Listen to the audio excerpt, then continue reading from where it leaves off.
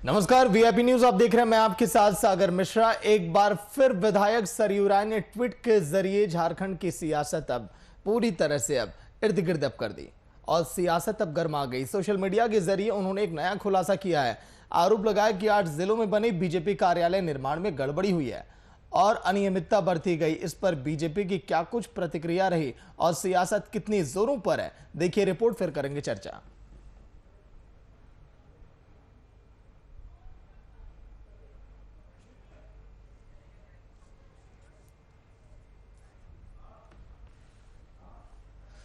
तो चलिए, आज के दिन इस खास चर्चा में हमारे साथ सरोज सिंह बीजेपी के प्रवक्ता होंगे, राकेश सिन्हा कांग्रेस के प्रवक्ता लाइव में बैठे हुए हैं। सरोज जी, राकेश जी, स्वागत है आपका वीआईपी न्यूज में।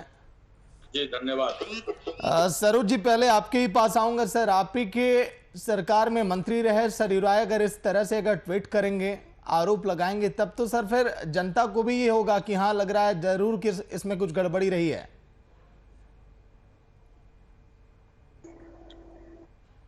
देखिए,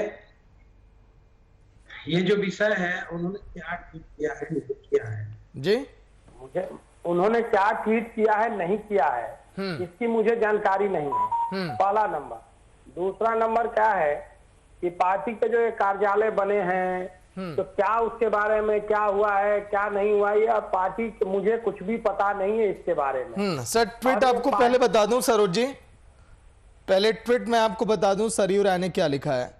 सरयू राय ने आज के दिन अपने ट्वीट में लिखा है, टीवी स्क्रीन पर वो ट्वीट भी हम लगातार दिखा रहे हैं। सरयू राय ने लिखा है, देखिए टीवी स्क्रीन पर वो ट्वीट है। उन्होंने लिखा है कि डायन भी एक घर को छोड़ देती है, पर इन्होंने तो अपना घर भी नहीं छोड़ा। केंद्र की मदद से 8 जिलों में कार्यालय बने, भारी भरकम बिल दिल्ली गया, सरकार बदली, केंद्र ने मापी करवाया, सभी कार्यालय भवनों में 700 से 800 वर्ग फीट क्षेत्रफल कम निकला, पोल खुल गई, बिल में कटौती हो गई, फिर भी इनका बचाव। ये लिखा है सरयू राय ने। अब बोलिए सरोज जी। अब देखिए, मैं इसका नहीं जवाब दे सकता सागर जी। मैं इसलिए बोल रहा हूं कि उन्होंने क्या लिखा है, किसके बारे में लिखा है, क्या कटौती हो गई, नहीं कटौती हो गई, और वो आज हमारे पार्टी में भी नहीं है, भी नहीं, और हमारे पार्टी के बारे में उन्होंने लिखा है, मुझे कुछ भी नहीं पता है वो क्या किसको लिख रहे हैं, क्या लिख रहे हैं, नहीं लिख रहे हैं। और मैं समझता हूँ ये पार्टी के हमारे अंदरूनी विषय है, कहाँ कार्यालय बने तो क्या बने, ये सार्वजनिक रूप से ये और किसको कह रहे हैं, नहीं कह रहे हैं, विषय का आप रखे हैं, लेकिन हमारे समझ से विषय का इशू भी नहीं है। अब आप कह रहे हैं तो मुझे नहीं पता है इसके बारे में। ये विषय सर भ्रष्टाचार को लेकर है सर, जो कल तक आप लोग कांग्रेस पर सवाल उठा रहे थे, पुल के निर्माण को लेकर, चाहे विधानसभा का जो फॉल सीलिंग गिरा उसको लेकर, सर उसी से जुड़ा है पूरा मामला ही है। नहीं, देखिए सागर जी, इस विषय पे मुझे कोई जानकारी नहीं। अगर मुझे पता रहता कि आप इस विषय पे चर्चा करने वाले हैं तो इस पर मैं नहीं जुड़ता, आपसे माफी मांग लेता इस विषय के लिए, क्योंकि ना वो किसको कह रहे हैं, क्या कह रहे हैं, पार्टी के में अभी वो नहीं है, वो क्या ट्वीट कर रहे हैं, किसके लिए कर रहे हैं, नहीं कर रहे हैं, मुझे कुछ जानकारी नहीं है। किस बारे में बोल रहे हैं, क्या कटौती कर लिया गया, नहीं कटौती। ठीक है, राकेश जी कुछ बोल रहे हैं, राकेश जी बोलिए। अब राकेश जी से पूछते रहिए, प्रतिक्रिया लीजिए। मुझे इस विषय पे कुछ नहीं कहना है, और मुझे इस विषय से सागर जी, मैं डिबेट लाइफ में मैं समझता हूँ ये विषय नहीं था, और इस पे हम चर्चा के लिए बुलाए तो मैं माफी चाहूंगा, मुझे पता नहीं था। यही अगर किसी कांग्रेस पार्टी का अगर कोई करता तब सरयू जी आप कहते, आज तो मैं पूरी जानकारी लेकर बैठा हूँ। देखिए, हमारे ये भारतीय जनता पार्टी के बारे में कहे हैं, वो आज पार्टी में है नहीं, और पार्टी के बारे में कहे हैं, मेरा पार्टी का विषय है, क्या है नहीं है मुझे कुछ भी पता नहीं। मेरे पार्टी के बारे में वो क्या कह रहे हैं, खुल के कह भी नहीं रहे, इशारे में ट्वीट कर रहे हैं, उस पर कोई बहस का कोई मैं जवाब देने का कोई मतलब नहीं है। अब सर मान लीजिए तेजस्वी यादव के घर में अगर ऐश्वर्या अगर थी, अगर वो निकल कर गई, अगर वो कुछ कहती हैं घर के बारे में, तो क्या सर उस पर सियासत नहीं होती है? तब ये भी कह सकती पार्टी नहीं वो झूठ बोल रही है अगर घर की बातें अगर बता रही हैं तो। राकेश जी कुछ बोल रहे हैं, राकेश जी बोलिए। नहीं देखिए सागर जी, सबसे पहले तो मैं ये बात कहूंगा कि सरयू राय जी ने जो प्रश्न अपने से खड़ा किया, यह प्रश्न इस झारखंड की भारतीय जनता पार्टी के 17 साल, या आप कहें कि रघुवर दास के कार्यकाल, अगर हम 17 साल की चर्चा ना भी करें तो हमें लगता है कि झारखंड का जो 5 साल रघुवर दास का जो कार्यकाल रहा, उस कार्यकाल का सरजू राय जी का ट्वीट ने एक तरह से पर्दाफाश करने का काम किया है। सरजू राय स्वाभाविक तौर पे वे बहुत सारे चीजों पे उनसे विभिन्नताएं या उनसे मतांतर हो सकती है, लेकिन ये जो मामला सरजू राय जी ने इधर 2 दिनों के अंदर जो इन्होंने ट्वीट करके भारतीय जनता पार्टी को जो चेहरा दिखाने का प्रयास किया। पहला ट्वीट तो जब उन्होंने ये हॉर्स ट्रेडिंग के मामले में किया, वो भी ट्वीट भारतीय जनता पार्टी के काले कारनामों का प्रतीक था, और अब जो उन्होंने ट्वीट किया ये भी भारतीय जनता पार्टी के भ्रष्टाचार का प्रतीक है। तो स्वाभाविक तौर पे देखिए, उन्होंने किसी के ऊपर इल्जाम नहीं लगाया, बल्कि मैं इसलिए कहा कि बहुत सारे विषयों पर सरजू राय जी का मतांतर हो सकता है, हमसे हो सकता है या किन्हीं से हो सकता है, लेकिन जो उनका ट्वीट है कि जो घर को नहीं छोड़ा वो इस राज्य को क्या छोड़ेंगे, तो ये साफ प्रदर्शित होता है कि भारतीय जनता पार्टी लाख दुहाई दे दे, सरोज भाई हमारे भाई हैं, वो चैनल में बैठ करके लाख भारतीय जनता पार्टी का पक्ष रखे।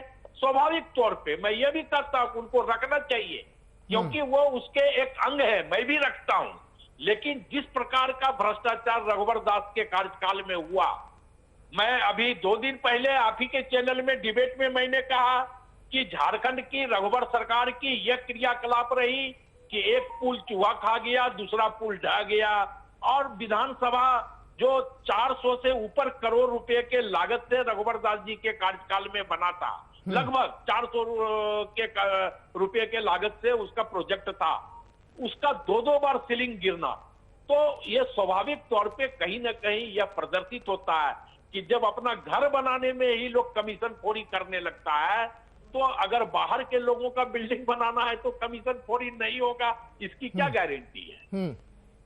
तो ये तो भ्रष्टाचार का देखिए, जो भारतीय जनता पार्टी कहते आ रही है कि भ्रष्टाचार विमुख है, तो हमें लगता है कि गंगोत्री जो है, इसलिए गंगा इसलिए गंदा हो गई कि गंगोत्री ही अब गंदा हो गई।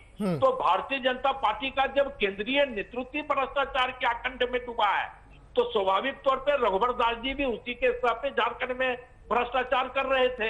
इसमें क्या है, भारतीय जनता पार्टी का तो एक लोग, एक मंत्री का जो आप बयान देखें, चाहे वो सामाजिक समानता पर बयान हो, समाज के में रहने वाले लोगों के रहन सहन पर बयान हो, उनके खान पान पर बयान हो, तो हर अनाधिकृत तरह का काम जो है भारतीय जनता पार्टी करते आ रही है। और आज अगर अपना दफ्तर बनाने में भी अगर उन लोगों ने कमीशन खोरी किया, तो मुझे लगता है कि ये डिबेट की विषय नहीं है। सागर जी, सही सरजू राय जी ने कहा कि ये डिबेट की विषय नहीं है, क्योंकि इन लोगों की फितरत है, अब फितरत पे कोई डिबेट नहीं हो सकता।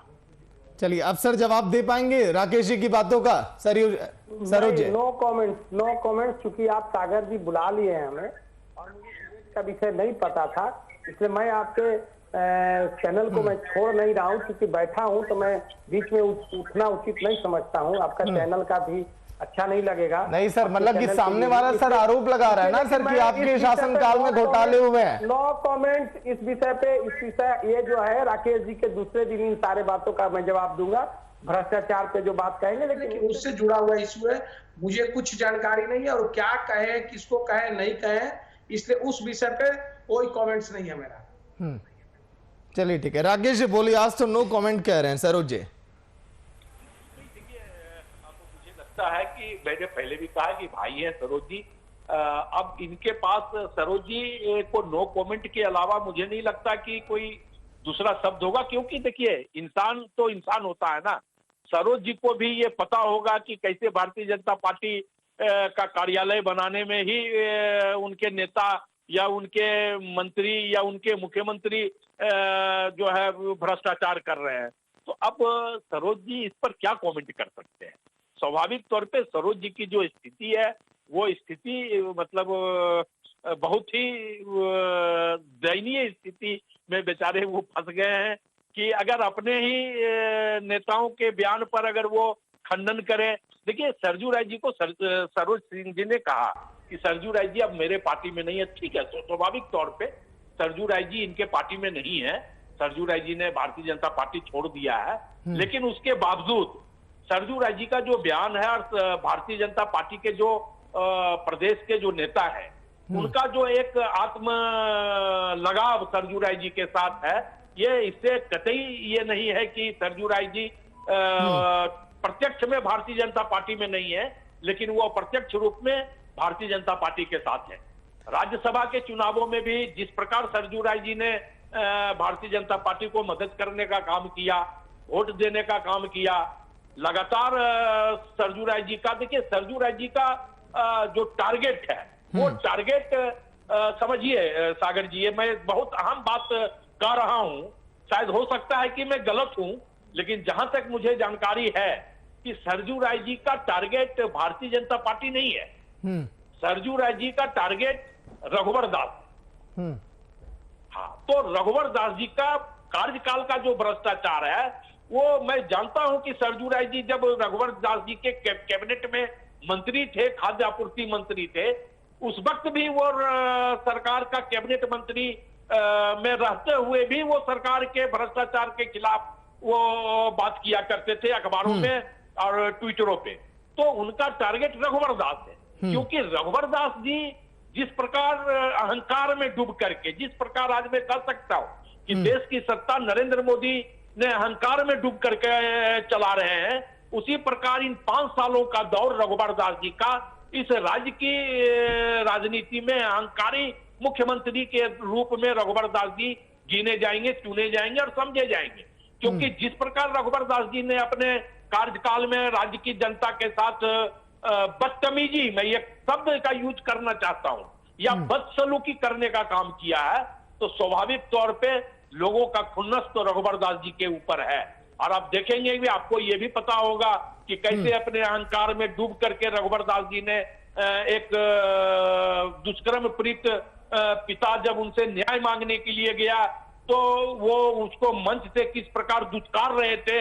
ये वीडियो सारा राज्य, सारा देश देखा कि वहीं पर अभी निवर्तमान प्रदेश अध्यक्ष दीपक प्रकाश जी भी उस मंच पे उपस्थित थे और किस प्रकार उन्होंने उस पिता को दुत्कारने का काम किया, पुलिस को कहा कि मारो इसको, किस प्रकार उन्होंने विधानसभा में एक मुख्यमंत्री होने के नाते किस प्रकार उन्होंने विधानसभा में गुरु जी के प्रति, जो राज्य के सम्मानित नेता हैं, या राज्य के मुख्यमंत्री के प्रति, या एक जाति विशेष के प्रति किस प्रकार उन्होंने शब्दों का प्रयोग करने का काम किया। तो ये सारी बातें रघुवर दास जी का जो अहंकार बोला था, उस अहंकार का जवाब आज सरजू राय जी दे रहे हैं। एक तो सरजू राय जी खुद रघुवर दास जी को हरा करके उनके अहंकार को कहीं ना कहीं कुछ हद तक कम करने का काम किया है, और अब धीरे धीरे उनके शासनकाल के भ्रष्टाचार या उनके द्वारा किए गए कार्यों का अगर वो पोल खोल रहे हैं, तो मुझे लगता है कि सरजू राय जी बधाई के पात्र हैं।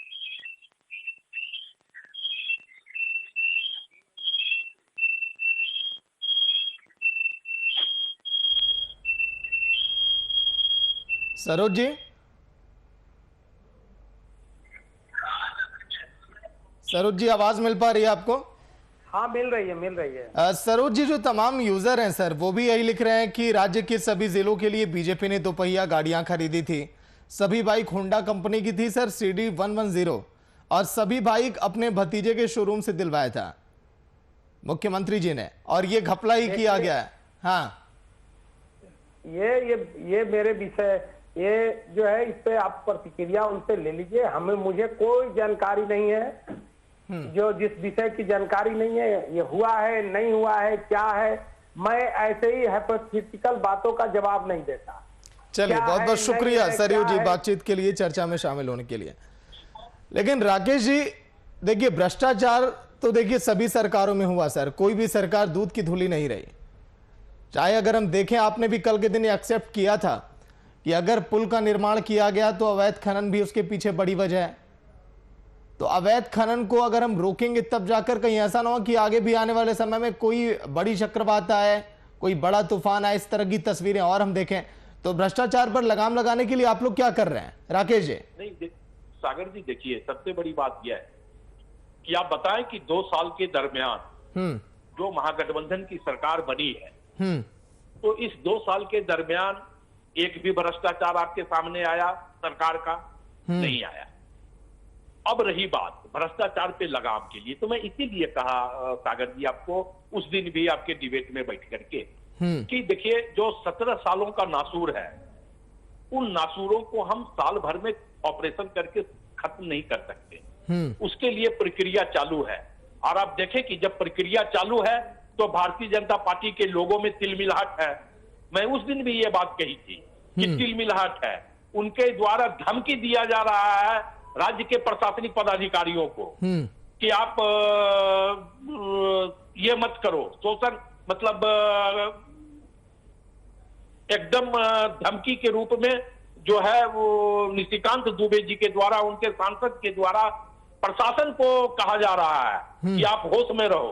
तो इस तरह की जो तिलमिलाहट है, बौखलाहट है, ये बौखलाहट पर यह प्रदर्शित करता है कि अब इनकी स्थिति खत्म हो गई है। अब इनका जो अपना चेहरा को एक पाक साफ बनाने के लिए थे, देखिए शायद भी ने भी कहा है कि चेहरे पे अगर दाग हो तो आईना को नहीं पोंछना चाहिए, अपने चेहरे को पोंछना चाहिए। तो अब ये लोग भारतीय जनता पार्टी 7 सालों के दरमियान देश में और 5 साल झारखंड में रघुवर दास जी के नेतृत्व में जो सरकार चली, इस दौरान जो भी भ्रष्टाचार लगा, जो भी दाग इनके चेहरे पे लगा, तो ये अपने चेहरे को तो क्रीम से पोत करके चमकाने के चक्कर में थे, और पब्लिक को दिखाने के लिए, मीडिया को दिखाने के लिए वो जो है शीशा को साफ कर रहे थे। तो अब धीरे धीरे वो चेहरा का जो दाग है वो जनता के सामने आ रहा है, तो स्वाभाविक तौर पे कार्रवाई तो होगी। देखिए इस पे कहीं कोई संशय नहीं है, माननीय मुख्यमंत्री जी और हमारे आदरणीय नेता राहुल गांधी भी भ्रष्टाचार के खिलाफ पूरी तरह प्रतिबद्ध है, पूरी तरह कटिबद्ध है जीरो टॉलरेंस के लिए, कि हम किसी भी सूरत में भ्रष्टाचार बर्दाश्त नहीं करेंगे। ये हमारे मुख्यमंत्री जी का भी बयान है, और ये हमारे झारखंड के प्रदेश अध्यक्ष ने भी इसको कहा है, बार बार कहा है, और जांच होगी हर भ्रष्टाचार का। जो परत दर परत भारतीय जनता पार्टी का भ्रष्टाचार खुल रहा है, उन एक एक भ्रष्टाचार का जांच होगी, और जो उसमें संलिप्त है, चाहे वो कोई भी हो, मैं फिर आज इस बात को कह रहा हूं कि वो कोई भी हो। नहीं, लेकिन राकेश जी, गड़बड़ी को रोकने के लिए मार्च में ऐलान किया गया था सरकार की तरफ से कि बालू को ऑनलाइन बेचा जाएगा, अवैध खनन को रोकने के लिए बाकायदा उसके लिए सर रेट लिस्ट भी जारी की गई थी, तो आखिर धरातल पर वो अभी तक दिखाई क्यों नहीं दिया? नहीं, इसलिए देखिए आपको भी पता है सागर जी कि सारी प्रक्रियाएं होती है, अब प्रक्रियाएं के तहत ही फिर से ये मुख्यमंत्री प्रधानमंत्री जी के क्षमता मैं कह सकता हूं कि के कारण हिंदुस्तान जो है फिर ये त्रासदी सेकेंड फेज का झेल रहा है, और झारखंड भी इस त्रासदी को झेल रहा है। झारखंड के लोगों को भी इस त्रासदी से निजात पाना हमें लगता है कि वो बालू का ऑनलाइन प्रक्रिया से ज्यादा जरूरी है कि हमारे राज्य की जनता। राकेश जी, आऊंगा आपके पास। अमित कुमार बीजेपी के प्रवक्ता फोन लाइन पर। अमित जी, स्वागत है वीआईपी न्यूज में। बहुत बहुत धन्यवाद सर।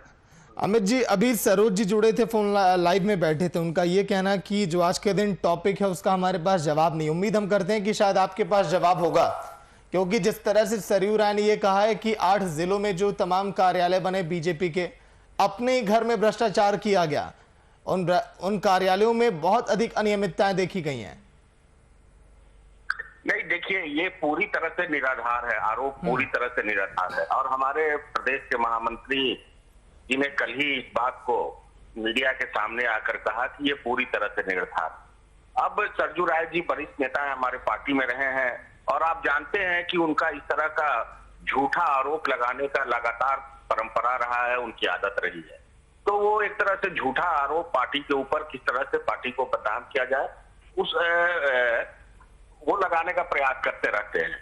लेकिन मेरा मानना है कि कहीं भी किसी तरह का घोटाला नहीं हुआ है। कोई भी जिस तरह से पार्टी का इतना भव्य कार्यालय, जिला कार्यालय बना है, अब उसको देखकर शायद उनको चिंता हो रही होगी, उनको पसंद नहीं आ रहा होगा कि पार्टी का इतना अच्छा कार्यालय क्यों बना, तो झूठा आरोप लगा रहे।